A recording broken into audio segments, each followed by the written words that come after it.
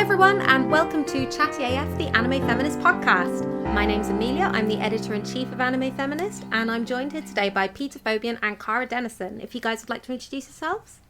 I'm Peter Phobian, I'm an Associates Features editor at Crunchyroll and a contributor and editor at Anime Feminist. And I'm Kara Dennison, a contributor at Crunchyroll and Viewster. We're here today to celebrate the final part of our Berserk Watchalong. So Watchalong is where we watch 6 episodes at a time, and then people who have seen the series and love it, and people who have never seen the series before, get into a podcast recording and just discuss the 6 episodes we've just seen through a feminist lens, and then move on to the next 6 episodes. So we're in our final leg of this. That's episodes 19 to 24 of the new Berserk series, which has just finished airing, I believe. And it's Kara and I saw the 1997 Berserk and haven't been back to it since. Peter is a big fan, has seen the all the TV series, the films, and is reading the manga.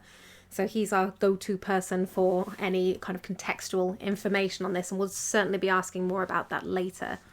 But first of all, last 6 episodes. Kara, what did you think?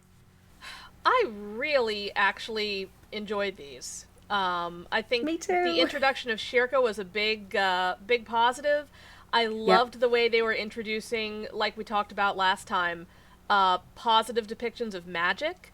I enjoyed the concept of, the things that were going on and sort of the in-between field. I liked seeing Guts' new group sort of working together.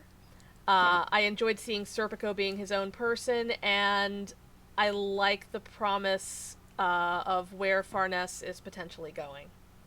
It was so good. I know. It was so good. The way I was thinking of it earlier when I was sort of preparing for the podcast was, these are the episodes I would show someone to get them into Berserk. Yes. And then you'd have to explain the previous, 12, 18 episodes. Yeah, it's not always quite like this, but this is it sort of at its best. What was the tweet we saw? I know you saw it because you retweeted it. It was about, Berserk is that friend who's been having... This was one of Nate's. Berserk is that friend who's been having a horrible time, but they're okay now, or something. Yeah. Yeah, and I retweeted and I was like, I haven't seen them getting better yet. But no, I understand completely what Nate meant with that. Yeah. How you get to kind of episode 20 or so and you're like, oh, no, they're doing okay. This is all right. Yeah. We did still have one moment of just women being raped by demons. And I had this kind of thinking, oh, God, please say this is it. And it was it. I don't recall seeing anything after that. Yeah. But... Yeah, that was it for the series. It does come up one more time later on in the next story arc, and then after that, I don't think I've seen any of that since, which is good. But yeah, yeah, you do notice it's been decreasing over the course, at least to primary characters, and then I don't really want to give cookies for that. Yeah. I'm just saying, in its current state in Berserk, a lot of that stuff has sort of fallen to the wayside, and you can sort of see it falling backward. Obviously, that doesn't make it any easier to watch it in the present, but that's sort of the positive trajectory that it's been on for the past, I guess, 20 years of Miura writing this. So yeah, I'm so sick of seeing naked women being violated. Mm-hmm. I'm so sick of that. I did like our sort of final coda, which looked like it was going to be terrible. The thing at the very end when they're in the tavern, and it's like, yes. Oh God, here we go again, and Guts just kind of lifts his leg up and goes, BAM! Just cut it off before it gets... That Guts' foot is me. We're just like, we're done. It was such a kind of cliche beat, though. I've seen that in so many things where the women are drinking, or they're in a kind of tavern situation and guys come up and try and steal them away from their group, and I had this moment of, oh no, it's not turned into that, from one bad thing to another. But yeah, it's ended up in a really pleasant, dare I say it, pleasant place. Oh no, definitely. It seemed like quite an enjoyable series to continue watching. Yeah, I'm actually, when it comes back, because, it said it's coming back, and, it does, 16 seasons a year or something, and But, I mean, where it was, as I was watching, for the first couple weeks, I'm going, I don't know if I'm coming back to this after the podcast. Like, but then where it was left on this watch along, I went, yeah, no, I'm keeping it in my queue, and I'm gonna pick up, because where the story was left and where everybody was, and sort of that, end of the act kind of placement, I went, yeah, I want more of this. And it was the first time, actually, because Peter was recommending this to me for months. Like, honestly, since the first season aired last year, he was saying, you need to watch this, you should watch this. And I kind of wondered where that was coming from right up until these 6 episodes. So now I finally get it. I see exactly where you're coming from. I think we saw some really satisfying character arcs, which is always something that I will go to an anime for, and I can overlook quite a lot in service of a satisfying character arc. So on the one hand, we've got Casca, she's basically stagnant. On the other hand, we've got Farnese. And Schierke as well is such a great addition to the cast. But let's kind of look at these for a little bit. So let's look at Farnese to start with, because I for my mind, she is the character that I feel I really latched onto in Berserk. She is the reason that I would continue watching between season 1 and season 2, I think. So how did you feel about her character arc in the end, once we finally got to see the whole thing? It really did not go in the direction I was expecting, but no, me neither. I'm okay with that, because it's like we got to see this moment for her. Like this, we got to see the literal second when she knew what she was going to do with her life, which to me I love. Seeing in a character when you have that moment just boiled down for you, and it was that moment, of course, with Casca and the knife, and protecting her, and then just going, oh, and then just running to Schierke, and it's like, okay, I expected her to get stronger, I expected her to go in a different direction with her fighting, but I was super not expecting the magic. No, I wasn't expecting that either, although now it kind of makes sense. It does. And I'm not sure. On the one hand, I'm thinking, this is kind of leaning towards any women with power are powerful because of magic, not because they actually fight through physical combat. But we have had Casca, who is a very acclaimed, respected warrior when she's kind of mentally okay. So maybe that kind of balances it out. Also, I don't know. I don't want all the female characters with power to be magical, I think. I can understand that, but I think also with Schierke, we've seen these moments, especially in these most recent 6 episodes, where we see that just because it's not, blood and guts and guts and blood, to quote the songs, it's not Indeed. That kind of fighting. We see that she actually is very strong. Like, I'm not saying that magical power is inferior to physical combat prowess. Just that I don't want it to... In the same way as when you see female characters kind of typically given the healing role, and that doesn't make it less powerful, but it does mean that they're all kind of sidelined into that sort of position. As a Super Robot Wars player, yes, I do see that quite a bit. All the robots steered by women are healers. But, no, I get what you're saying. I do think, and I hope, what I'd like to see Farnese sort of be the meeting point between those two styles. Yes. Because that would be perfect. She does have combat ability, and I would like to see her supplementing it with magic. I did love Serpico's reaction. Just his, oh my lordy. Just sort of fainting couch type thing. But Yeah, Jason Thompson actually said something interesting in that regard recently. He said, often in fantasy settings, there's this clash between magic and science, but he thinks that it boils down to something closer to rationality versus irrationality. And when I thought about the Farnese deciding to learn magic through that lens, it kind of made sense since she sort of transitioned from religious belief into using magic. And Schierke, I think, is probably one of the most rational characters in the series. Even when she's having that emotional episode in the burning mansion, she kind of recognizes that she's not in a mental state to be practicing magic. So she's able to kind of step back and and look at her, even herself, through that lens.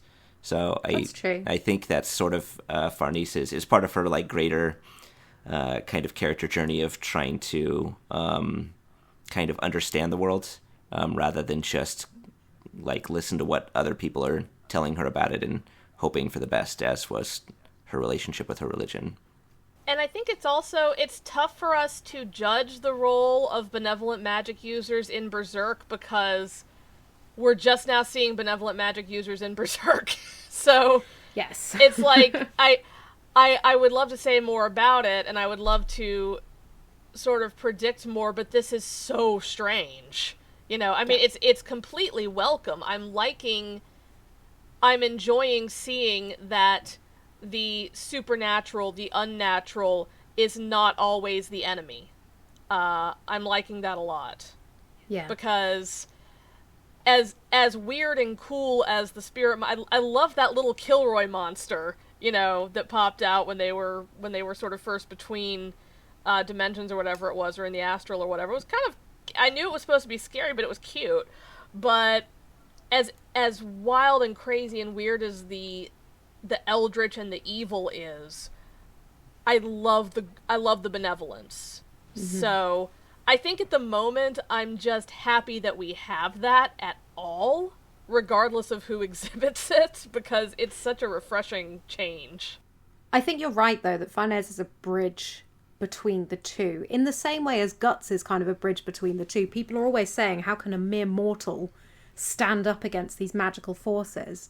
And now he's got this the Berserker armor, which allows him to really tap into less mortal side of himself, and to try and control it without being controlled by it. And so he's kind of a bridge character. And I think, Peter, you've talked before about, you talked about Farnese and Guts being somewhat similar in certain ways. Was that right? I agree with that sentiment, but I think the only like long kind of diatribe I've gone off on was how Nina is a disempowered Guts previously. Although I think he and Farnese share a lot of traits as well. I had forgotten she existed, so thank you. We were for doing the reminder. so well. You asked. Yeah. Doing so well. The Farnese and Guts, both as kind of bridge characters between the I guess the rational and the irrational, the magical and the non-magical. That would be such an amazing position for her to achieve. And Griffith also is one of those characters. He has a human side, but he also has a very inhuman side. And we haven't really seen as much yet, I think, as we're going to, of what that really means for him. But we're building up this collection of characters who are stepping across those two worlds. And I think that's absolutely fascinating. Yeah, on the topic of the Berserker armor, which, by the way, I loved the introduction of that. Yes. I also love that it's kind of a visual shorthand for Guts' character arc. Go on. Because, I mean, we're even seeing towards the middle of our watch that Guts was doing these things of, you know, when Farnese says, I want to follow you, and instead of going, get lost, he just goes, I guess if you choose to, I can't stop you. And he's letting Schierke hug him, and he's being, he's not Guts, which I think is important. He hasn't suddenly not become Guts, but we're seeing so much more of this. Taming isn't the right word. I don't know what the right word is, but sort of this managing of himself and this managing of who he is and his mentality, which we've been seeing through the entirety of these two series. It doesn't letting always go of his resentment. Exactly, and so I liked seeing sort of in those moments of him in the Berserker armor having to work out in his brain, no, you have to sort of not hold back, you have to sort of control this, you have to sort of maintain this. It can be a part of you as long as it is not you, because then you become it, which has sort of been his story in general as I've been watching him, just not on quite an extreme level. We see it passively, but not something he's actively working on. What I think is fascinating about his time in the armor is when Schierke says to him, remember why you're doing this. What you're doing right now, it has a purpose. Remember what that purpose is. And Guts kind of gives the impression all the way along that his purpose is to... Oh, God, I can't even pin down his purpose. But basically, it's related to Griffith, right? He's trying to get his revenge on Griffith, or he's trying to stop Griffith, or whatever it is. Berserk I found to be a bit of a complicated story. I have genuinely struggled to follow it at times. But actually, when he's in the armor and he's asked, what is your purpose? He goes straight to Casca. He goes straight to protecting someone. And that is something that we see repeated. We see with Farnese, of course, you know, she comes to herself when she realizes that she is fighting to protect Casca, or she's fighting to protect anyone. She has never been in the position of protecting someone weaker than herself before. And that was extremely powerful for her. And that was the moment that led to her saying, I want to learn about magic. And we see this for Schierke as well. Like, she doesn't really have to be with them, but she chooses to be, and she's choosing to protect them. She's currently kind of the heaviest hitter on the team, really. She's helping them out an awful lot. And even Ishidoro, he seems to be coming more to the idea of protecting the people around him, and not just fighting for fighting's sake, or to be stronger, to be a better thief, whatever. So this seems to be kind of a character-defining experience for anyone who experiences it. Yeah. Does that make sense? No, it makes total sense. Also, because as they started grouping together, they did all have their own personal goals. You know, I want to be stronger. I want to know what your deal is. I'm here with her, or whatever. But, I mean, as soon as they all start latching into the idea of protecting, they work as a unit.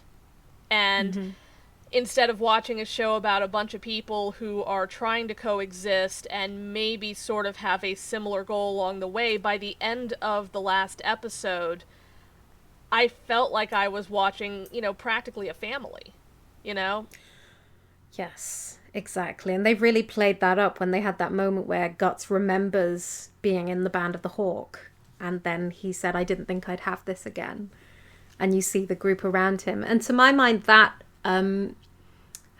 that balances out any potential implications that, for example, Guts looking after Casca being quite paternal. Like, it doesn't come across that way in the context of everyone is looking out for everyone else. Yeah. Or Farnese looking after Casca being maternal. It doesn't come across that they're being pigeonholed into these roles. It comes across as their characters are developing to a point where they're able to prioritize other people more than themselves. And they really are becoming very much a unit. And yes, exactly. Instead of this circle where you have a couple lines drawn between a couple of characters, they're all connected to each other. Even really the ones who never hung out. You know, you do have stronger bonds between some characters, but even the ones who were sort of separated in the first story, you're seeing them come together too. And maybe not with the same intensity, but they're all sort of coming together, and I like that a lot. And I think it contrasts with what we see on Griffith's side of things, where he's inspiring people to follow him as the leader. He is not building a band of equals. He's calling it Band of the Hawk, but it is not like the Band of the Hawk that he used to lead. No. At all. It is very much a group of people following their leader. I think that's, again, we talked about Guts and Griffith representing different types of masculinity, and Guts is almost leading by example, and by being vulnerable in front of them, he's making himself an equal to them, even though he's immensely powerful, whereas Griffith seems to be just standing up above, ahead of all of them. I think that'd be quite a different... We haven't spent much time with Griffith in these 6 episodes, but I think that is quite a different dynamic. Yeah. Okay, can we talk about Casca for a second? Go on. No, that's about all I got. It's just I had hopes, you know, and granted, it looks like whenever the next season starts, we're gonna be going in that direction. I'd just like to get there. The tiniest thing I noticed that gave me the tiniest hope, and this was one of those little back of my brain latch on things, when Schierke was sending around the, hey, there's an ogre. And all of a sudden, you hear Casca verbalize ogre. Yes. They didn't. Yeah, she does. They didn't subtitle it, but I heard it, and I was like, okay, you throw her a thought, she gets it. That's interesting, because I kind of heard it as you did, but I didn't attach any significance to it. But you're right. If she was actually forming kind of actual words, that's meaningful. Peter, do you know if that's reflected in the manga in any way?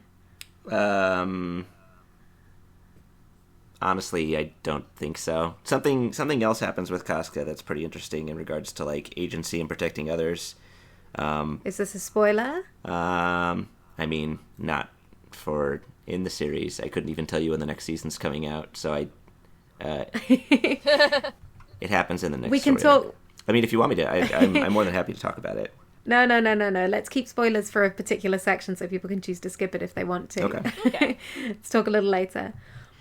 Okay, so Casca I found to be a very frustrating character this entire time, because she is basically the tool to the development of other people's characters.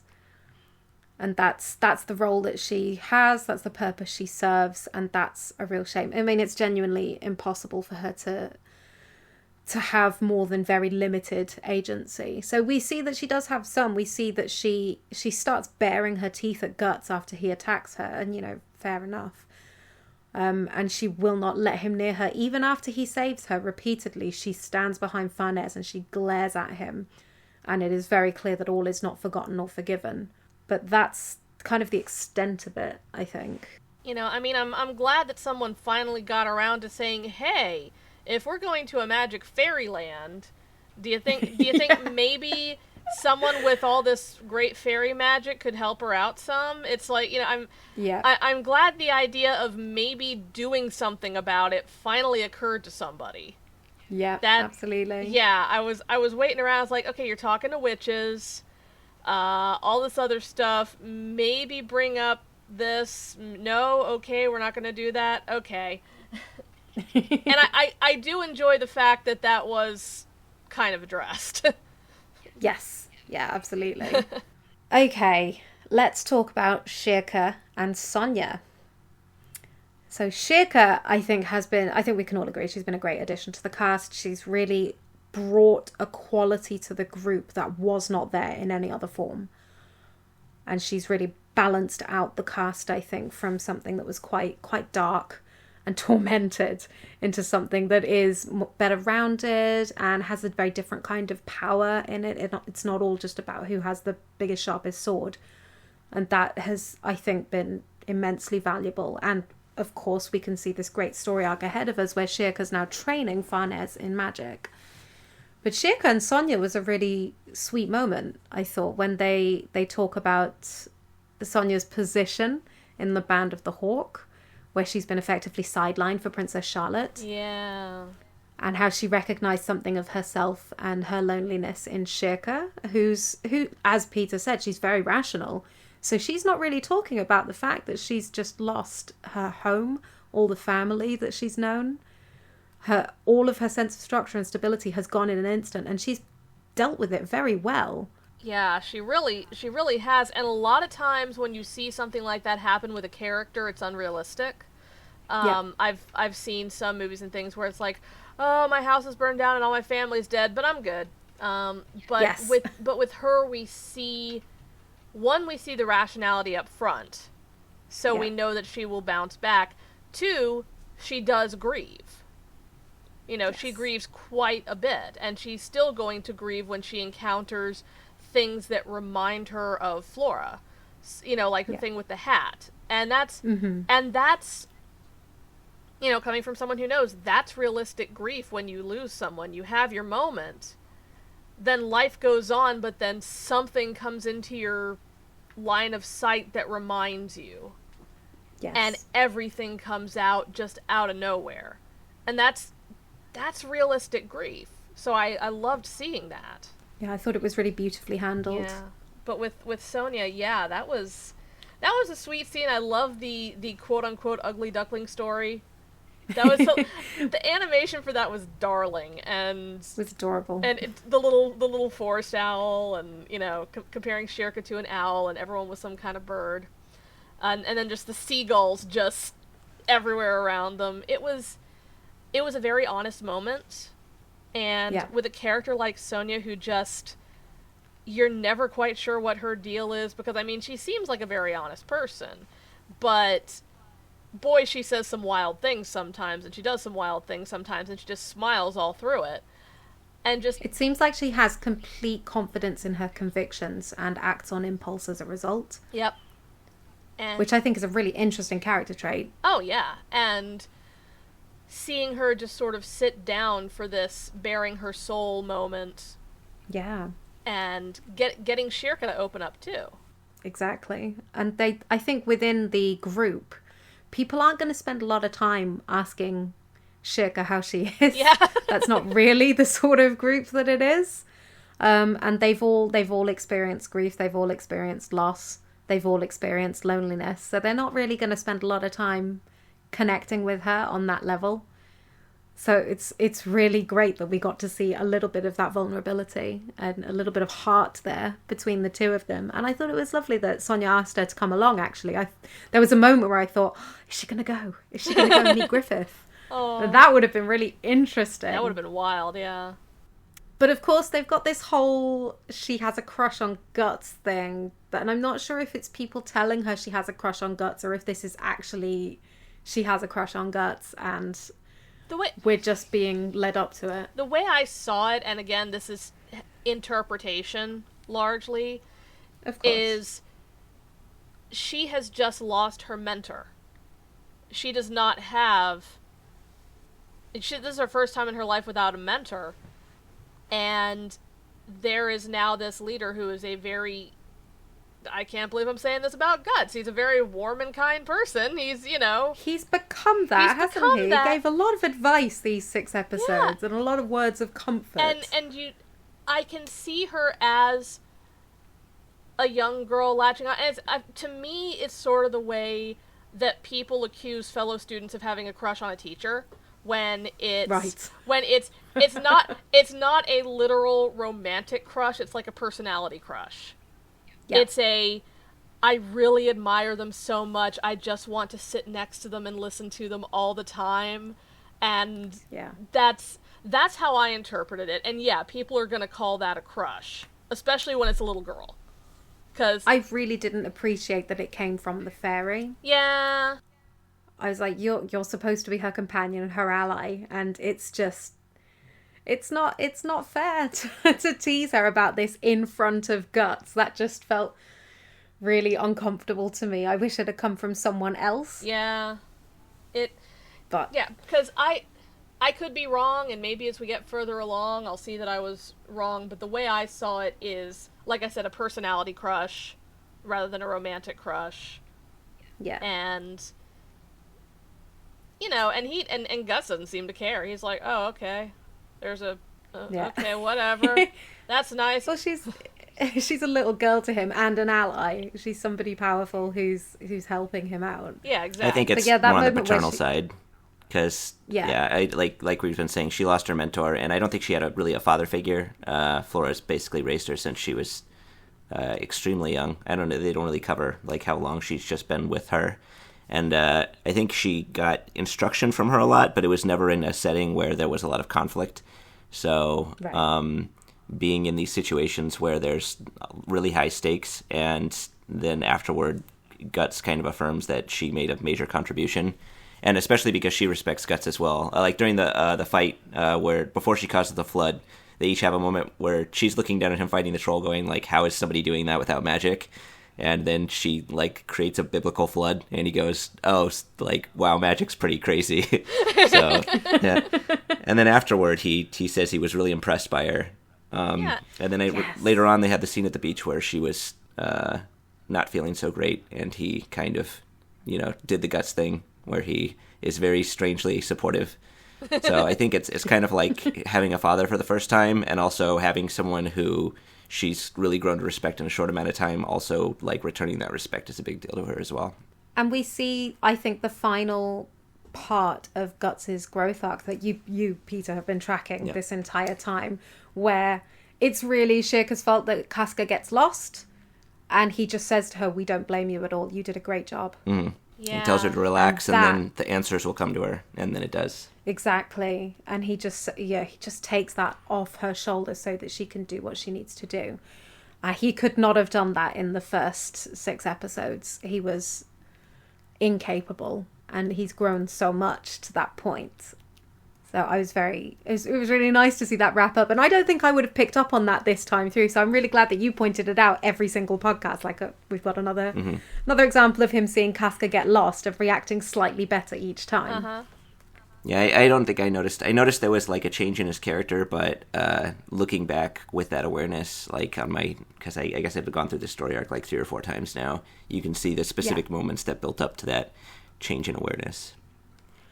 I'd like to talk about this a little bit because we spoke about it after the recording ended last time, but you said that Miura, who wrote the manga, was 15 years old when he started? I think that's when he did a lot of the first conceptual drawings, like of Guts, and then he had like a beginner chapter, I can't remember what it was called.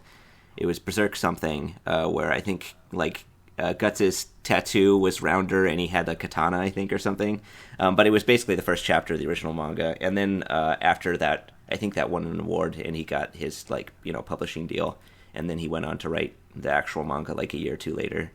So all this was coming from a very, very young age. He started pretty young. And what you said to me, because I thought this was really interesting, was that it starts off as much more of kind of a teenage boy power fantasy, where you've got Guts versus Griffith. You've got this kind of traditional rivalry where they're friends and they have their differences, have a clash. And then it turns into this story really much more of found family. Yeah. And the kind of maturity, the maturity difference, I guess, between the very beginning of Berserk and then where it ends up going is quite striking. And I've really felt that looking at this in 6 episode chunks as well. I mean, how many years of manga does this represent? A lot. It's a monthly, so yeah, so it's quite a few years that we're covering here, but in his own personal growth. And I think you can absolutely see the difference between the first 6 episodes of this watch along and the last 6. Oh, yeah. It's such a much more sophisticated, developed, mature story in these last 6 episodes. I was gonna say, when you put it that way, because I have so little connection with the manga. I've never even actually looked at it beyond character art. But when you put the timeline in those terms, everything makes so much more sense. Oh, it's like, does, doesn't it? I mean, it's kind of like reading Dark Tower, where you're starting with a 19-year-old Stephen King and then going to, how he is now, and it's like you can trace that.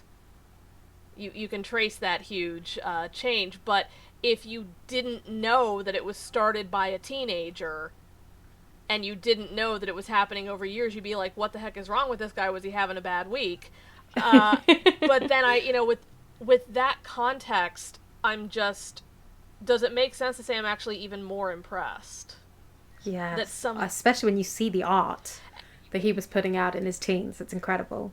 Yeah, and when you're looking at his personal growth, and I guess, and this I think would fall into his concept of people. How he sees people, how he sees characters, what he sees is okay to write. Because I do notice the tonal shift to the point where it seemed like either a whole other person or an older person. And now I guess it's like, oh, okay, no, that really is someone who started young with a very, sort of, when you said he was 15 years old, I'm like, well, that explains so much about Guts.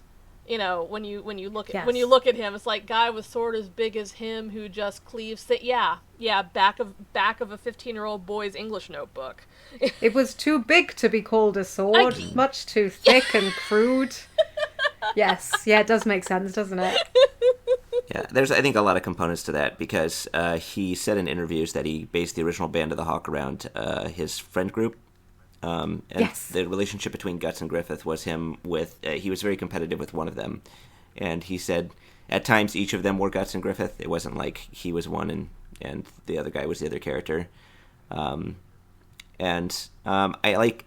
think there's like a lot of ways you can read into that, because if he sort of separated from that friend group when he got into his career with manga, that could have resulted in like the eclipse.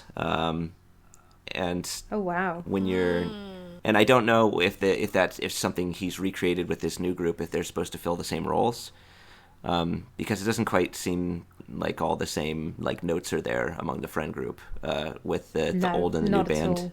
I was just going to say, it also makes sense when you look at the gender balance. Yeah. And the way female characters are handled. You look at early Casca, and even though, I mean, I really enjoyed Casca, but she was far from a perfect character, even when at her fighting best.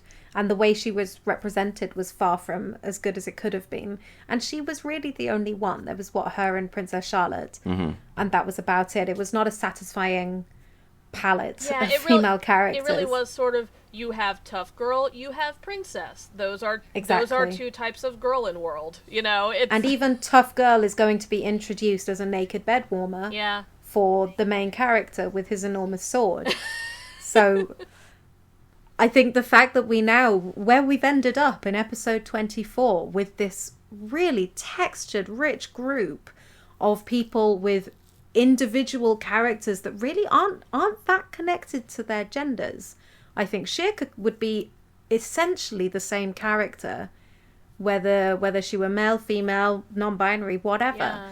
And same for Farnese, same for Serpico even. Like, these characters could swap gender or change gender, and they would still be the same characters effectively. Like, and I think that's. Go ahead. Whereas you couldn't do that with early Casca. You couldn't really do that with Guts because of the way that he's kind of buys into so many masculinity tropes. Well, I think his whole character has sort of become like toxic masculinity becoming more more healthy or mature version of masculinity. So you could definitely through that lens, it's hard to separate him from his maleness. Also, the big sword. But also the rage dog thing and the berserker armor, like you say, it's like he's learning how to get control of his more toxic side, and that ties in with what we've seen as his responses to Casca being lost, and he's just grown so much, and he's ended up as a much more even-handed character and a much more interesting character than he starts off being. He's not just on this revenge trail, which is great. Doesn't feel like the show that I was watching in high school that was largely a meme because the characters were, I mean, we loved it, but we loved it because we could sort of giggle at how one note it was. Yeah. This is not one note. Where we've ended up, this is far from one note. It is a really interesting story. The characters are really unusual. Peter, you said something last week, again, after we stopped recording, about Serpico, and I can't remember what it was, but I said we have to talk about that next time. Well, Serpico's a character. I don't remember specifically what I said, but my general thoughts about Serpico are he's actually one of the least developed characters where the manga currently stands, I think. And I'm really wanting him to start getting some moments soon because he's, I mean, you're seeing right now he really wanted to help Farnese, but he didn't know how to do it. So he ended up just sort of maybe even facilitating her like continued isolation for a really long time.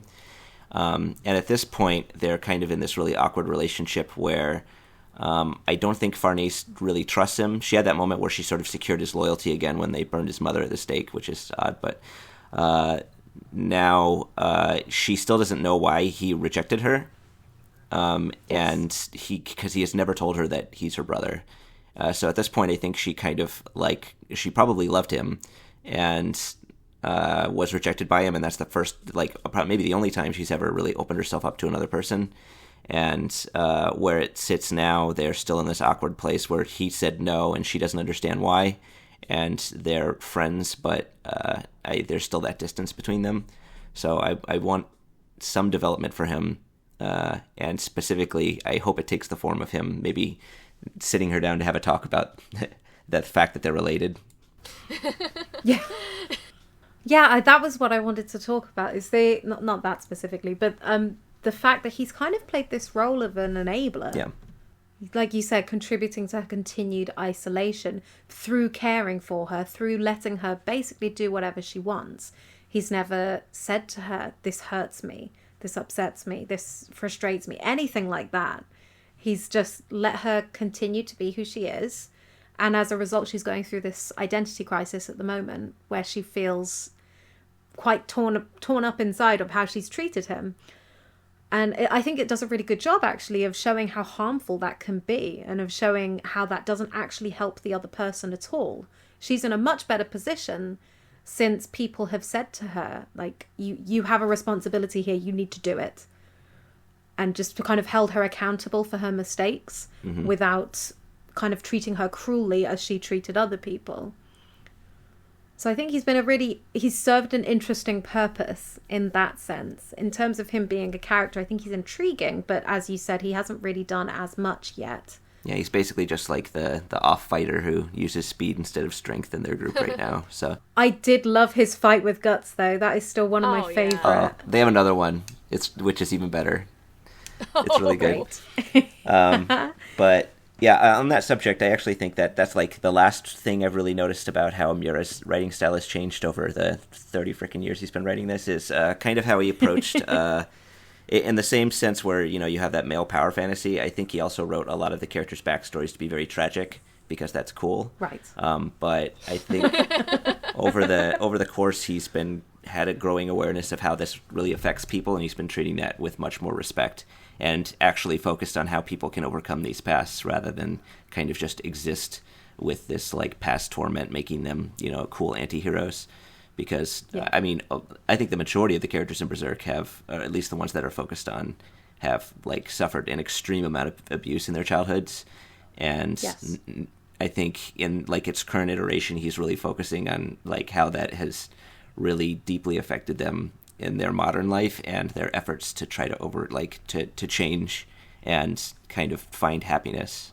Yeah, Schierke's the only one I can think of off the top of my head who had a not awful childhood, because she learned magic with her mentor and sat in the sun with her mentor and the golems, and things were pretty okay. Yep. Until she saw it all burned in front of her while still being a child. I mean, up until this happened, yes. But she has the support network in the now, yes, right? exactly. She does, but I would argue we've just seen her tragic past formed. We've just seen her tragic past, but she had people with her, as opposed to, it happened to me 20 years ago, and then I, shaved my head and got a bionic arm and, whatever. But, yeah, this is true. But, like, the other thing I wanted to mention about Flora before I forget, I know it's such a small thing, but I loved her little conversations with Death. Those were they were very Discworld to me, actually. Just because I love Discworld, and I think of the witches and the way people talk to Death when they aren't really actually matter of fact, and the fact that in that world, Death is not a villain, and here she calls him old friend, and they chat, and when it's finally time for her to go, it's not he's come in like some sort of homebreaker. She's like, oh, okay. And it's, I don't know, you don't see it often in stories, and I love when it's handled sort of, we saw Death in a very extreme place in the first season that we watched. But here you saw him as a visitor and someone who was part of, this very, that he was treated very kindly and very friendly, and I love seeing that, and I love seeing that handled well in stories. Yeah, that makes perfect sense. Yeah. I know it's so small, and it's not something that contributes to the overall plot, but it was such a pretty touch. And it was such... absolutely. And it was a major piece of character development for a character we don't see much. And that we're not going to see much because... Yeah. Well, I really enjoyed Flora's character in general. It was nice to see somebody who is calm, who has knowledge, who is able to offer some protection. It was really nice to see her in that position. Oh, yeah. It was nice to see anyone in that position, to be honest. But especially seeing an adult woman who is able to offer that was a nice kind of different change of tone. Yeah, and I've read my hero journey, so the minute I saw her, I was like, well, she's gonna die. No. I was like, Yeah, Schierke can't go any further without her dying, and that's unfortunate, but, it is what it is. It is what it is. But I thought that was quite well done as well, where she says she's going to die, and we're all aware of this. But then when it actually comes to it, Schierke's like, no, it wasn't supposed to be violent. You were supposed to have a peaceful death. That was kind of heartbreaking. That really got to me. Yeah, oh, definitely. It was... That whole section, all those scenes, that very last vision of Flora, which was very pretty. Where she's suddenly young. Yeah. So I thought it was an interesting choice. Uh-huh. Not reading anything into that. Okay, let's... Just looking back, Peter, is there anything that surprised you at any point in the discussion that we've had over these 4 watch-alongs? Is there anything that you thought we would go into more detail on, or that we'd kind of like more than we did, or anything like that? Well, you definitely touched... you made it abundantly clear that all the points that I thought you'd have trouble with, you had trouble with. Which were? Just, all the horrible visuals that Miura kept putting into his show. Yep. Or I guess he put in his manga, they put in the show. Then there's... I'm glad you liked Farnese, because I thought that would be kind of like the big hook character that would pull you in and get you interested. You were right. Until the introduction of Schierke, who I thought you'd also like.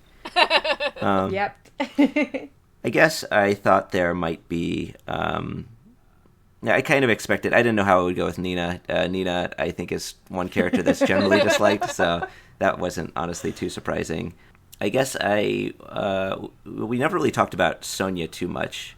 I think, although she hasn't really gotten too many moments yet, she becomes a pretty big character later on. But right now, I guess just the fact that she's very starry-eyed and enamored with Griffith. Although I guess that's something that pretty much every character is, so maybe when I'm thinking about it that way, it's not very unusual. Although she certainly seems kind of obsessed with him. That she saw herself as being... her position as being usurped by Princess Charlotte was quite interesting.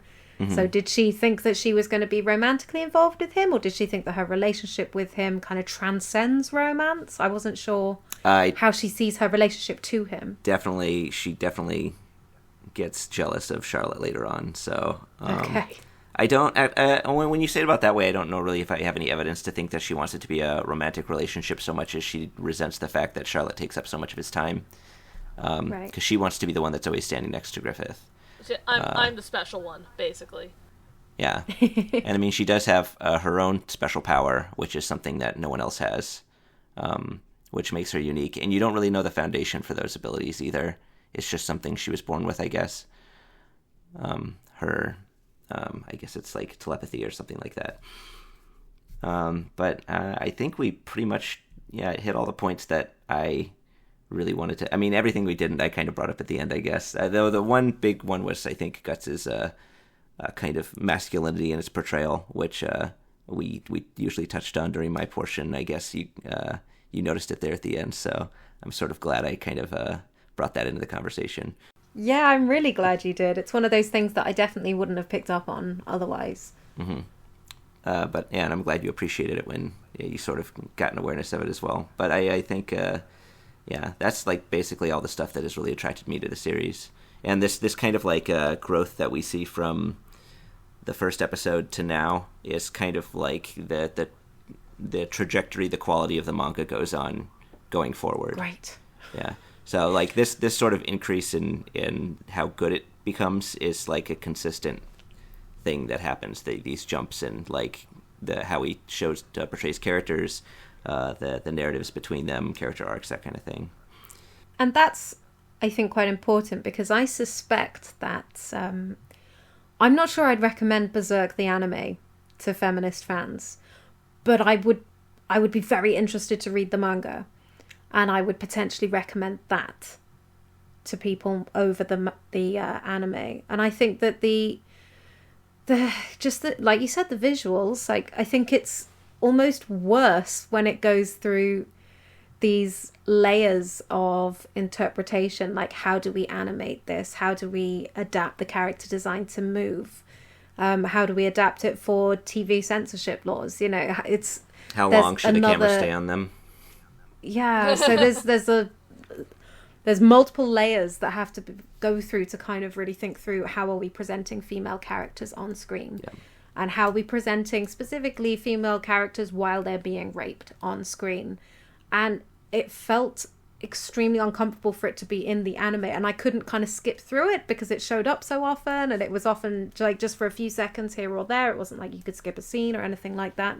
Whereas in the manga, obviously, you can just glance at the page and move on. Yeah. You can turn the page very quickly. And it's just an image. It's not a moving image, an image in colour. And audible screams and all that. Yeah, and I think that does make a difference. I think it would have made a difference to me. So I still don't quite know if I'm going to carry on watching the anime, but I would absolutely read the manga. Absolutely. Good. So, Kara, how did you feel about whether or not to recommend it? See, my thing is, when I recommend a show, when I judge a show, I subscribe to Life's Too Short. Fair. If there's a lot of anime out there. Yeah, and this applies to, live action shows, anything, where if someone tells me it gets really good after the first season, I say no. Because I shouldn't have to watch a whole season of bad to get to the good stuff. And I'm not saying that all of the first season of Berserk was bad, but if it makes people uncomfortable, then I don't want to have to tell people, oh, there's going to be this amazing witch, and there's this soldier girl who learns magic, and there's fairies, and this, but you gotta go through like 12 to 18 episodes of rape to get there. I mean, how do you sell that? You absolutely don't. Peter, how did you sell it to me? I don't know. Because I know you kept mentioning it, saying you should really watch Berserk because I don't remember what things you picked up on. Like looking back, it was probably Farnese, it was probably Schierke. You knew that I'd like those characters. Was that kind of the sum total? I think when I recommend it, I always do it with the massive caveat. But I do say, I honestly say that it's like what attracts me to the show is primarily its female characters later on. Yeah. So I guess that, and just the fact that I like the whole thing about Miura getting older and maybe kind of moving away from all these problematic things that he was more inclined to write when he was younger, I think is something that can be discussed. And just the fact that there's very little feminist discourse around this series, despite the fact that it has so many strong female characters, probably specifically because a lot of female watchers are disinclined to watch it very rapidly. So, and I don't blame them. I don't blame you guys. Yeah, I guess, they're absolutely, if I look at my friend group now, like my specific individual friends, and they ask me, should I watch Berserk, I can think of 4 where I would just say no.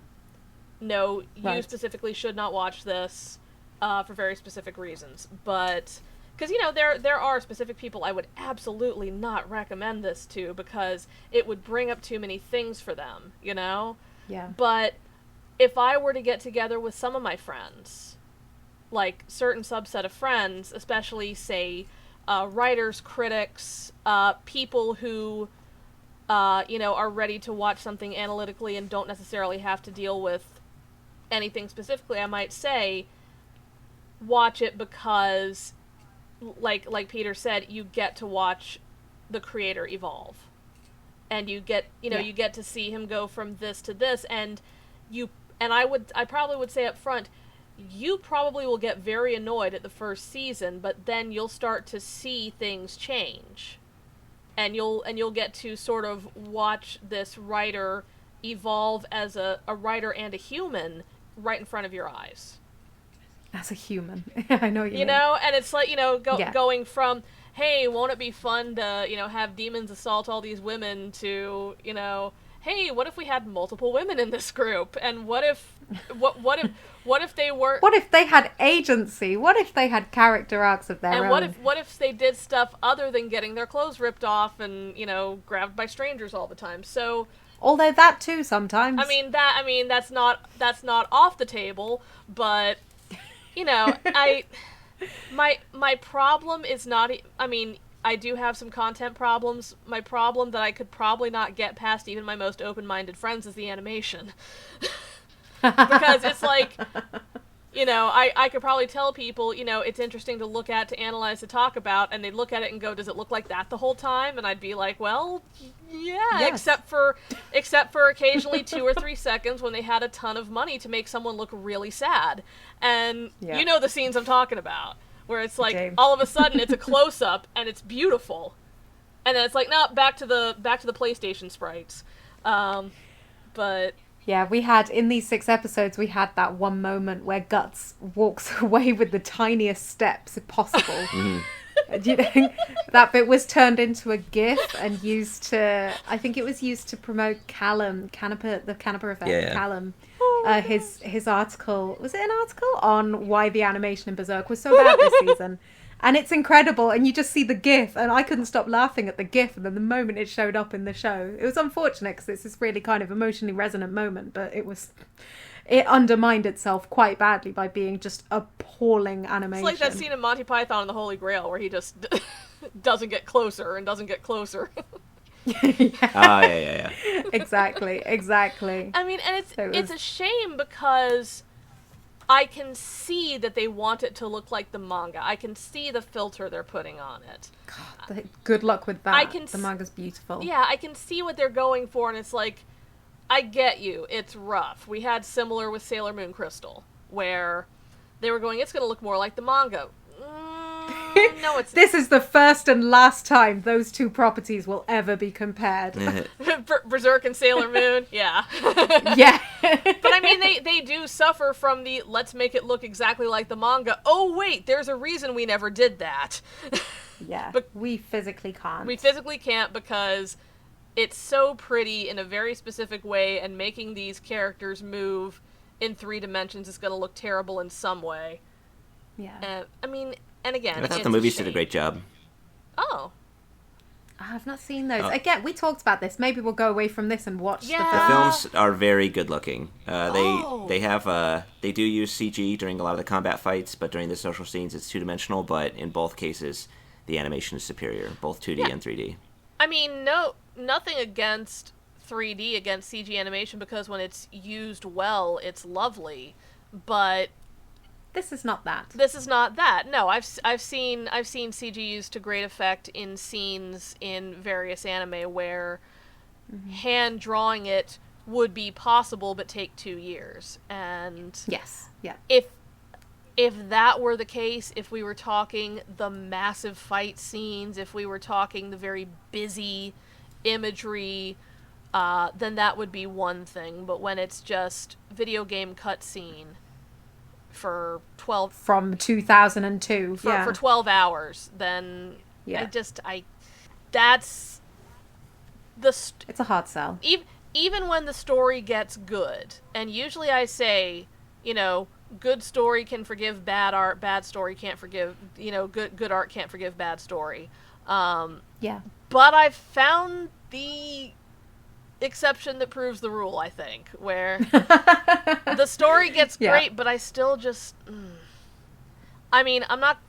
Straight up, as much as I love it and as much as, yes, I will continue watching, because now I have these characters I'm connected to, if I had not been doing this for a watch-along, I probably would have stopped. I absolutely would have stopped. The only reason I kept watching for, I would say, the first season is because I was going to be on the podcast. And then once we got into second season, I was here for it. Yeah. It took a little bit into second season, but then when things started rolling out, I was like, nah, I could have no podcast to go to and still be on board with this. But it is a hard sell, though. On the subject of continuing with the series, Dark Horse has released the entire manga digitally on their website. I did see that. Mm-hmm. So it is possible now to read the whole thing. I'd very much like to, but it would take me quite a while to buy up all the volumes, I think. Well, you can. I can probably figure out what chapter it left off on if you just want to read forward. Because honestly, the next 2 arcs are pretty amazing. So. Ooh. Well, you own it, don't you? Yep. I'm coming to visit soon. I might just have a look then. There you go. See. Yeah. I don't think it's a very good adaptation. And I have a lot of respect for the art of adaptation when it's done well. And I don't think they did a good job of taking a manga story and making it anime. Now, I mentioned earlier that I found it I struggled to keep up with it at times. And there have been times when I've come to the podcast and I've watched the episodes and I still don't remember bits. Because I think the way that it was crammed in, the way that it was paced, it felt very manga. It didn't feel very anime. And I think that's a real shame, because I think there were ways that they could go back and adapt it for anime in such a way that it would be easier to follow and keep up with, and not feel like they're making it up from week to, or well, I guess from month to month, as he was with the manga. You mean pacing, not just visuals? Yeah, I mean the visuals are a lost cause, let's face it. But they do touch them up in the Blu-rays. I'd like to see that very much so. But I can forgive bad visuals very easily. I have never been put off watching something because of the visuals. If I had been, it probably would have been for the rape. It wouldn't have been for the bad CG. Mm-hmm. But the way that the story was laid out made it hard for me to follow, and meant that I struggled to stay invested, to stay involved. It struggled to hold my attention. Again, the only reason I kept on with it was because of the podcast. But I actually think I would really like the story itself. The world building, I think, is really impressive. I really like the society they've built up. I really like the character arcs they've given them. I really like the dynamics between the groups. I really like where this is headed. But the thought of going through another 12 episodes to get a bit further in the story is... It doesn't inspire me with enthusiasm. I mean, I can see what you mean about the pacing and stuff. It's like, it feels like the problem with manga adaptations of older series or long-running series is, and I say this as someone who has, worked on subtitling anime based on manga I've watched and, watched it roll out.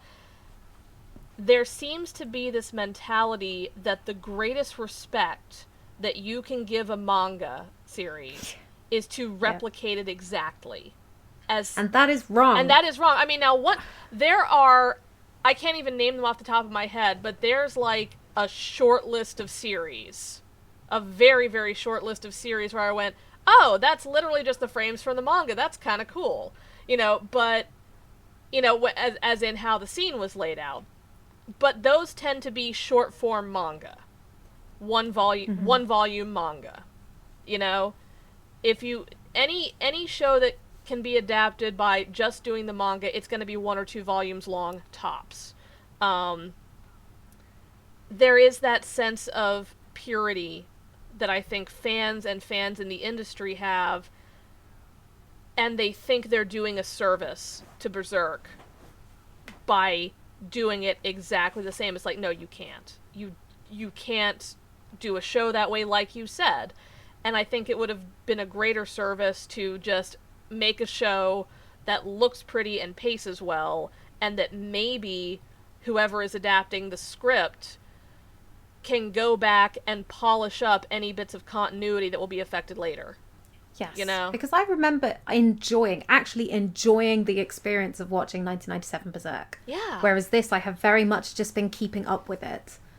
Yeah, it's just... And it's not because of the animation difference for me personally. I can overlook so much in the way of animation.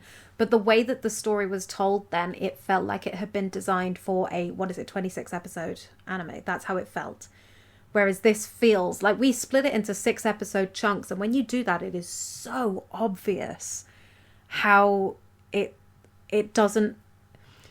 It's not the same kind of consistent level of storytelling quality through the 12 episodes for each season. You feel it get better and better. And that's how it feels when you read a manga, because that's how he's growing, he's developing. It shouldn't feel that way in the anime.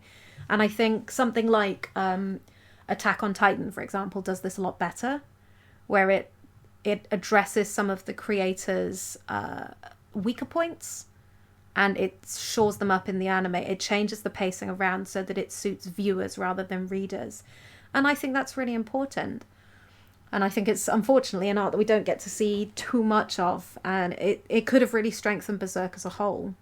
And one thing I'd like to ask, though, if we're talking about ways that they could have adapted it to make it more audience-friendly, do we think that they could have reduced the amount of sexual violence or the way that sexual violence was represented to make it more palatable without sacrificing the kind of horror that they're trying to evoke? I think they could have. I don't know if they would have. Like, well, they absolutely wouldn't have, yeah, and didn't. No, but I mean, in terms of... I can think of, like, I can think of places where they could have cut things. For example, every single, you know, flashback of Casca, when they had that one shot. Like, yes. Drop those, number one. There are other images you could have used. You could have used a close-up of her face. You could yes. have and a lot of people, I am not averse to people going hog wild with imagery if it suits the story, if it helps, if it actually serves the purpose, but a lot of things can be told by what you don't see.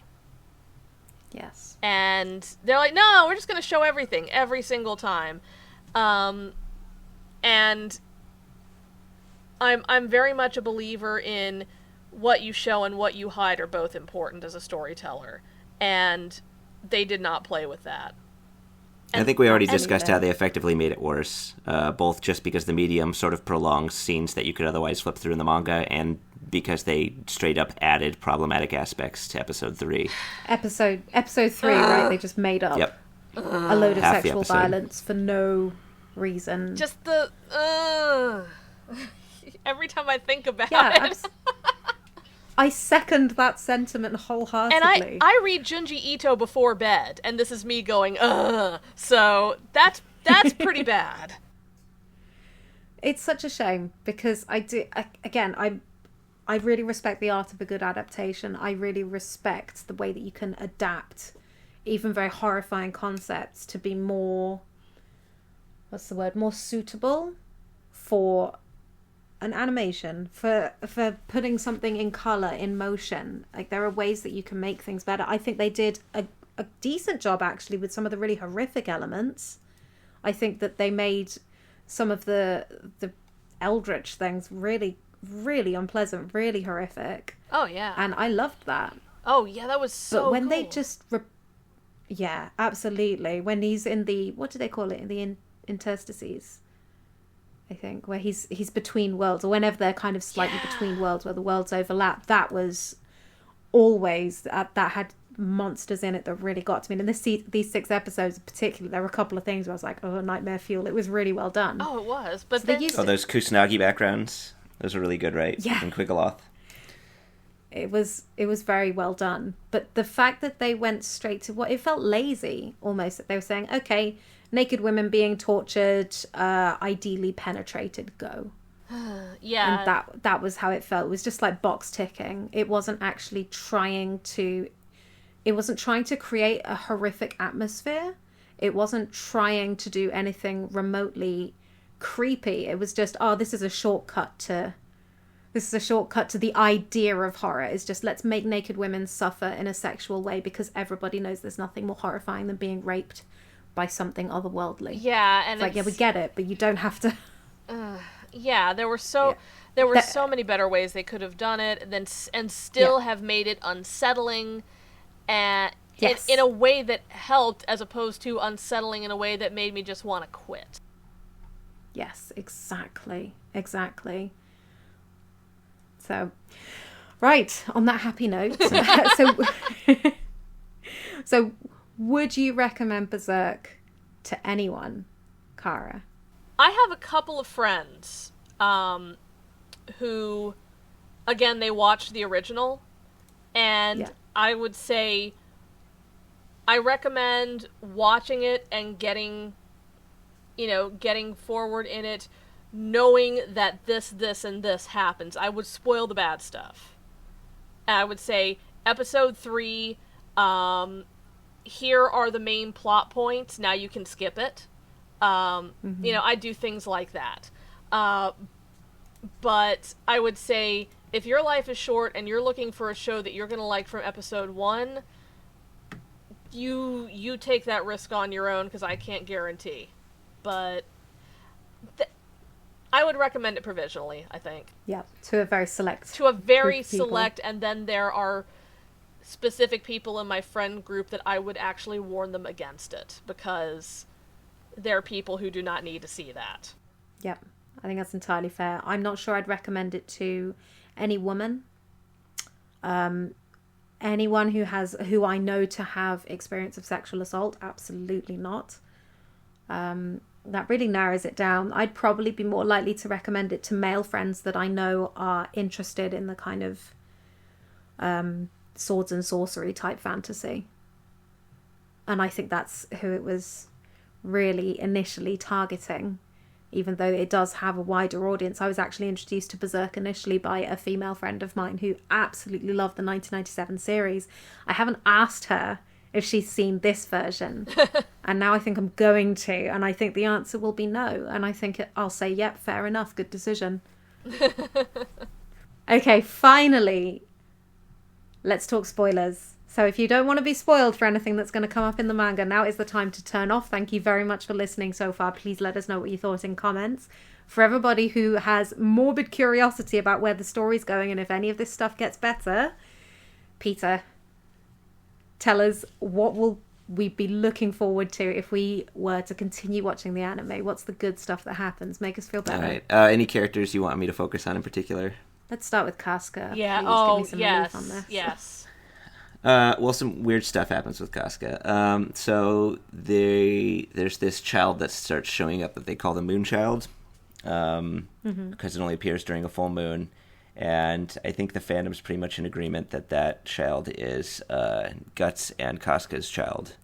And if I had to get into the physics of it, I think they're like the metaphysics, I should say. I think that because Guts and Casca had sex directly before the eclipse, I think basically she got pregnant from that, and then Griffith raped her, and that messed with, I don't know, bad stuff. Wait, what? What do you mean? Two pregnancies at once? I think he something? like tainted the baby or something like that. I think Oh that's my what's going God. on. But there's like supposed to be a spiritual aspect to the child and the physical aspect to the child. The physical aspect is the one that Griffith used as material to recreate himself in our reality. And then the spiritual aspect is this moon child that can only appear because the full moon is a time where the planes are really close together, I guess. And it starts showing up, and Casca is drawn to it in the same way that she was the weird fetus monster. Huh. So the child shows up a couple times, and each time Casca is very protective of it. There's a couple scenes where the child's kind of acts a lot like Casca, actually. Funny that. But it gets in trouble a couple times, and she kind of protects it. And in fact, I think that sort of improves her and Guts' relationship, because there's a couple times where he saves that child as well. And I think she cares about this creature instinctually enough that I guess she values the fact that he protected it or something like that. That's sort of where the implication comes from, I guess. So it's a bit of agency that Casca gets, I think. But on the whole, it's more of the same. However, so Miura just went on a 6-month hiatus. Yeah. And we have spent the last 10 or 12 chapters, I think, with Farnese and Schierke through some magic that they got in, I can't remember, Elfhelm, I think it is. Exploring Elf Hell. I love yeah. Elf Hell. when Isudra was like, what Elf Hell? Yeah. He's like, no. They're kind of exploring her metalscape and trying to find where she went inside her own mind. And as a result, they've kind of been piecing her back together with her memories. And the very last scene in the last panel before he went on his 6-month hiatus was they'd like put this doll they found of Casca back together, which was being dragged in a coffin behind a wild dog, which I guess was supposed to be Guts. And they found this like recreation of the eclipse, and in that scene is this egg, and basically we know that Casca is inside of it, but we don't know like what she's like inside of this egg. And basically they're directly in front of this egg, and then Miura, the bastard, goes on a 6-month hiatus.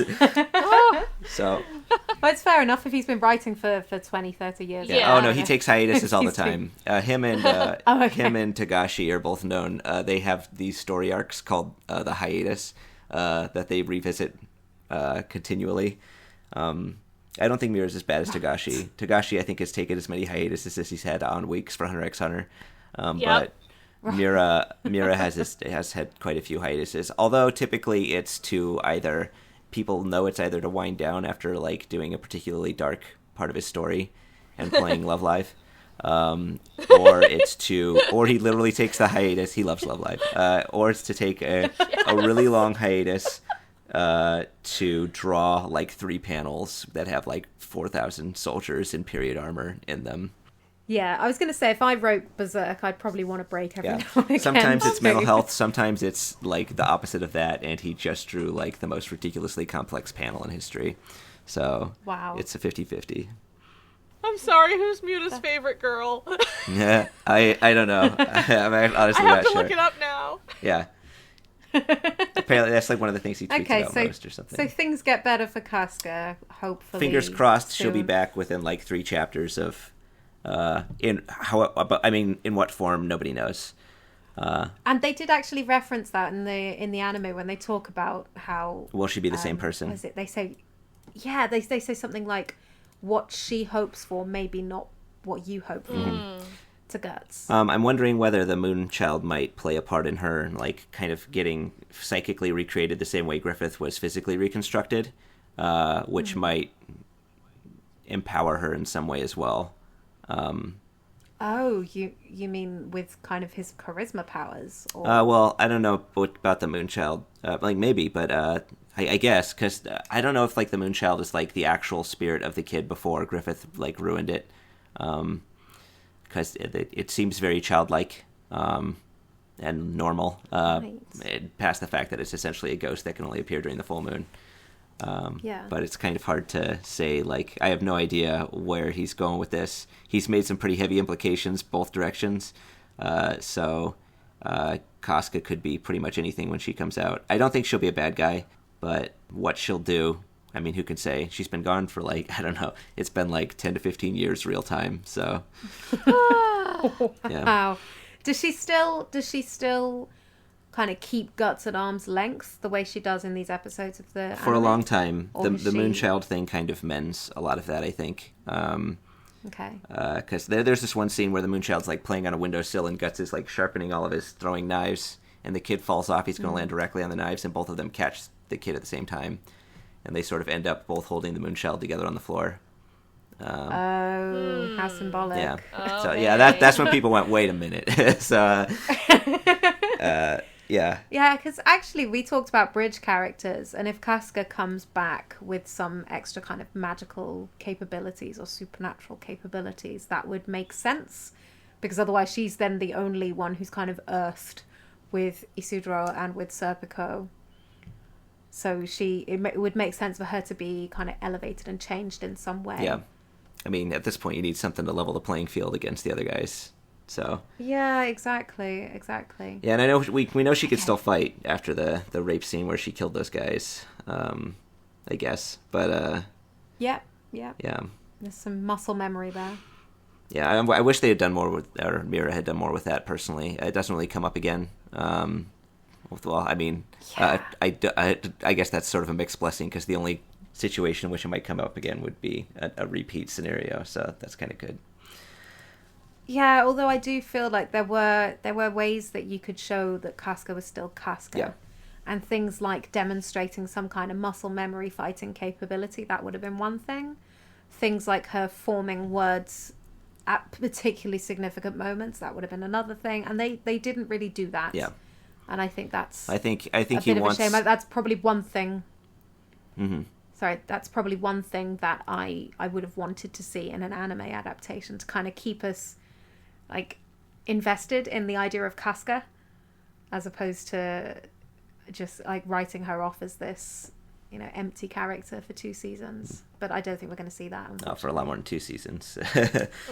Like 4 to 6 maybe. Oh my goodness. All right, I'll see you in my 40s. How about Farnese? So we're actually coming up on an interesting arc with Farnese. They need a boat. And Okay. Yeah, it turns out that one of the cities they're going to is where her family's house is. So, is her father still alive? yes, her whole family's still alive. Oh boy. Okay. So she basically says, I know how to get us a boat. And she has to confront her father and basically demand that he use his immense wealth to get them a boat, despite the fact that nobody's sending out ships at the moment because of all the war. So there's this kind of extended scene where she has to confront her dad, and actually you also meet her mom, and she tries to get the group, a ship and sailors and stuff to take them across the ocean, which I think goes pretty well. I think it's the same thing where she capitulates to her dad again, which is unfortunate. This also leads to another duel between Guts and Serpico. Nice. But yeah, in the end, Farnese has a conversation with her mother where her mother encourages her. Well, at first it reveals, I guess I'll just go whole hog on this. Her mom basically kind of tells Farnese that Farnese had been just as much a problem for her father as her father was for her. Because as much as Farnese didn't know how to say no to her dad also didn't know how to control her. Because, she didn't say no, but then she set the house on fire afterward. So the reason he was always so dictatorial around her was because he really didn't know how else to act, because he had no idea how to control her and he got very nervous about it. So, I mean, all of them are pretty messed up, but you can it really humanizes them in a way, I guess. And despite the fact that her mom was absent, she basically just went the only thing you can really do in life is what you believe in. So if you want to hang out with your friends and go across the ocean, then go do it, honey. So yeah, that's kind of how that one turns out. How about her magical training? It goes, I was actually really happy with how it's proceeded, because there has been regular advancement. She practices astral projection with Schierke, and learns how to do that protection spell she did in the church. Brilliant.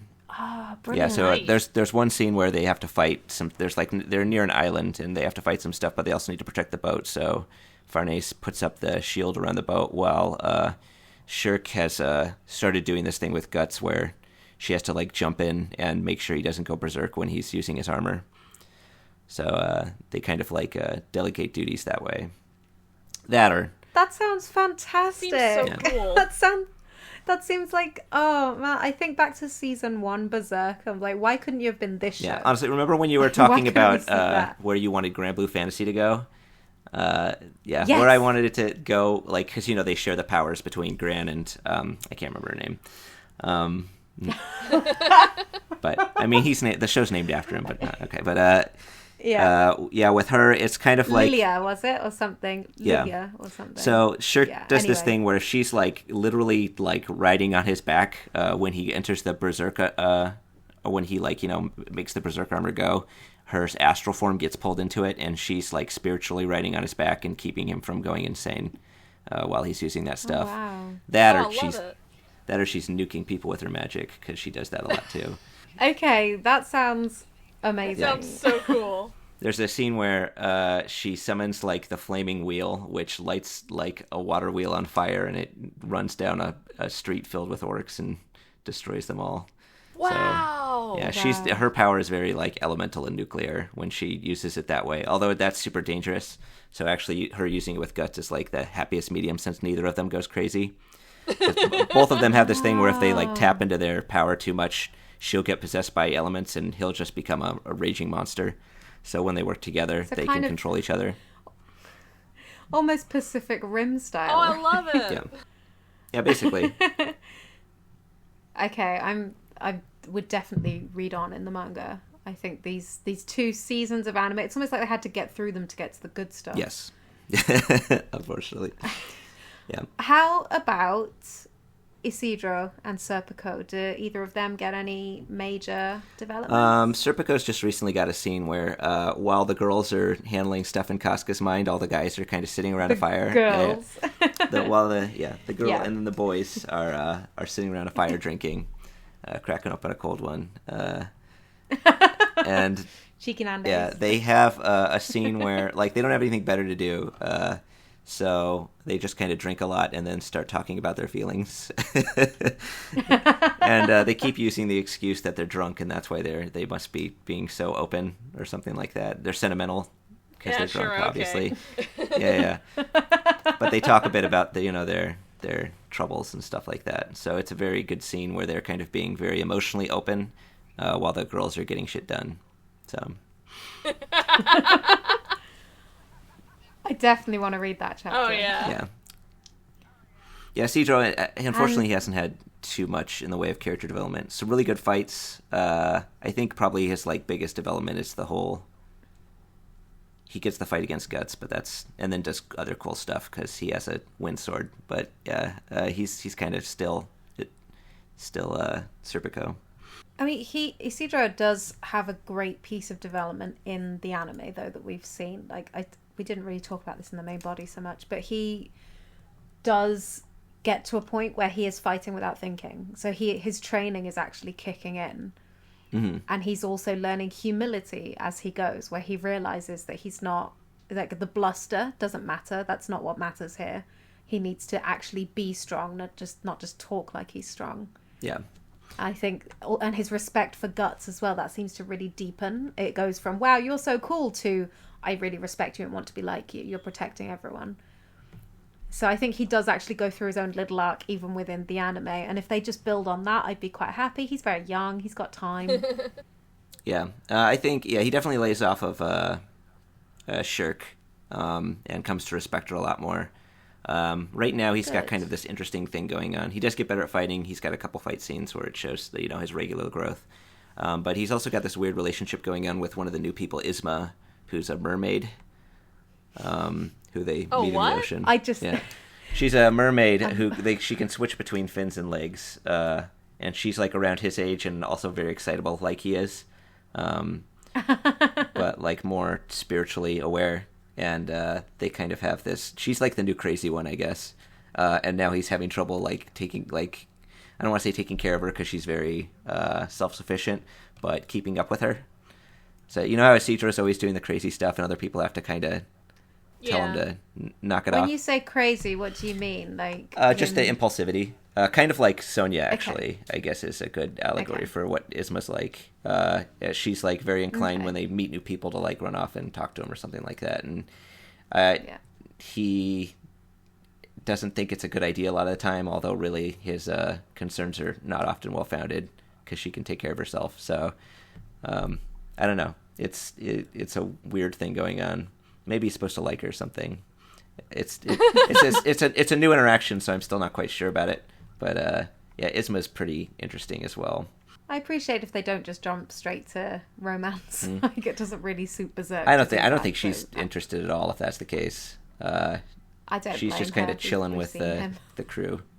There's her and this sailor guy. He's still pretty obnoxious, right? Yeah, the sailor guy is pretty interesting. Actually, is it Farnese's brother that's along with them too? What? Yeah. She has a brother? So I guess so. Brother? Apart from Yeah, Serpico. so the deal brother? she makes with her dad is he says, I'm going to marry you off to this guy who also happens to own a bunch of ships, and in exchange he said he'd fly one of these ships. And she goes, okay, I guess I'll do that. So a lot of stuff happens, and that ends up, she basically says, I'm not going to marry you. But then the guy goes, well, okay, do you still want to ship out? Because I'm still down. Sounds fun. So he's this new guy. He's kind of a swashbuckler type. So he just thinks that he didn't really he's a sailor, so he didn't really like being moored in the city. So I think he uses this as an excuse to get out, since her dad went through all the rights of getting it out anyway. And then it's her brother, who's kind of this money grubbing guy, who's very economically minded, who cannot handle the situation that is going on. So both of them end up coming along. I think he was trying to scheme with the sailor guy, but the sailor guy was actually just being completely honest about marrying Farnese because he liked her. So the brother just gets scared shitless all the time and tries to hide. And this new sailor guy he's a good sword fighter, but mostly he's just he's the good sailor who's managing the ship a lot of the time. He's one of the dudes in the fireside chat they have. Yeah. But yeah, it doesn't seem like he's like Sounds specifically good. following them for Farnese or anything. He just actually thinks what they're doing is interesting and maybe important, so he's on board. Yeah. Literally, and he's like capable, has a ship, all that. So he's another new. I can't remember his name for the life of me though. It doesn't matter. It doesn't matter. We will see when we read through. Apparently.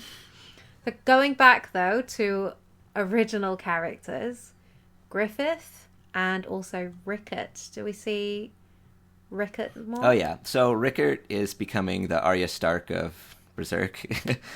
Oh boy. I don't know how else to describe it. So he and what's the little girl's name? Elaine? It's not Maria or something like that, is it? Maybe Emma or Elaine. I think it's an E name. Erica, that's it. Yeah. Yeah. So they have to leave because I guess monsters are showing up everywhere, and they kind of go over how like magic has come back into the world. I and guess stuff. monsters are showing up everywhere. So Griffith founds Only in his Berserk. Griffith founds his city Falconia, and they decide it's supposed to be safe, so they head over there. When Rickert's there, he's like, "Well, I might as well hit up Griffith." Well. He like requests an audience, and they all know who Rickert is, so he gets it. And there's a scene where he's like standing in front of Griffith, very dramatic, like on a bridge or something, and then he slaps him in the face, which is pretty nice. Nice. Yeah. I've got that panel saved in a couple places. But then he hooks up with the weirdest group ever. After that, he hooks up with Luca and the gang, who have become Yes. blacksmiths Whoa. / like running a stable Yes. in Falconia. They all headed that's there because wild. it's safe. And the Kushan assassin guy who uses the punching daggers. Amazing. Yeah, Oh I my don't know God. any way I could explain how all of them end up in the same place at the same time without taking up 2 or 3 hours. But Yep, no, that's fine. yeah, the situation in Falconia gets pretty dangerous. So, and that guy, I can't remember his name ever either, becomes aware that Rickert has a background with Griffith and wants information. And I think, so they basically take him back to Kushan, to their like assassin's castle or whatever, where their clan's from, which like just happened. So I don't know if Rickert's going to be trained in the way of Kushan assassins or what, but they've kind of got this interesting traveling relationship going on with those guys. It's just so bizarre. That sounds amazing. I'm so glad Luca comes back. Yeah. I'm so glad Nina doesn't. Nina doesn't, No, right? you don't see Nina. Yes! Okay. That's all fine then. If it's Luca, that's all good. Yeah. So Lucas' gang is all And- there, but not Nina. That sounds Or Joachim. incredible. I think what's his face is there too, Jerome. So he's Yes. Oh, he's yeah. living a humble life along with them as well. And do we have any more moments where Guts is kind of rapey towards anyone? Because that moment with Casca was horrible. I don't really want to see anything like that again. No, he gets much more introspective. Like I think you guys were actually talking earlier about how he like what does he want, right? And it seems like he wants Yeah. revenge against Griffith. I think his priorities have really changed to just be like get Casca back and then see how I feel about things, or see what she's like, Right. or just basically see if I Yeah. can rebuild my life from there. He's trying to like let go of this concept of revenge because it's like what's it going to get him in the end of the day? Like if he kills like because Griffith he's not, I wouldn't say a good guy, but he is also like stopping an invading army and stuff like that. So if he kills Yeah. Griffith, is he making the world worse? And he's just very focused on like finding kind of his own happiness in the world. And I think he becomes very introspective about a lot of this kind of stuff. He gets a lot of like thinking scenes. And also like his new powers are very destructive to his own body as well, the Berserk armor. So there's no scenes where none of the rape scenes or anything like that. And with the new thing that he's got with Schierke, I guess like remember the whole dog thing is kind of like existent within the armor now. So since Schierke's around to help him control that, it just like it doesn't come up. Perfect. Yep. Like I Thank said. you so much for making us feel. Is this cathartic? Spoiler moment over. I think anyone who skipped that section and has come ahead, let's just say they're saving the good stuff. I think that it's going to be what we've seen in the last 6 episodes, or really the last kind of 4 or 5 episodes, because there was that moment, but that's more representative of what we're going to see of Berserk going forward. And that is very exciting. I would absolutely love to see that series. So maybe I'll pick up with it in another, 4 seasons, and hopefully see some really positive movements for all the characters. But I think that's it. That wraps us up. So thank you so much to both of you. That's been... I found that a really tough watch along in many ways. I found that a real challenge to kind of stay invested and to keep watching it and to stick with it through some really awful moments. So I really appreciate you both being there, and it's ended up in a really good place.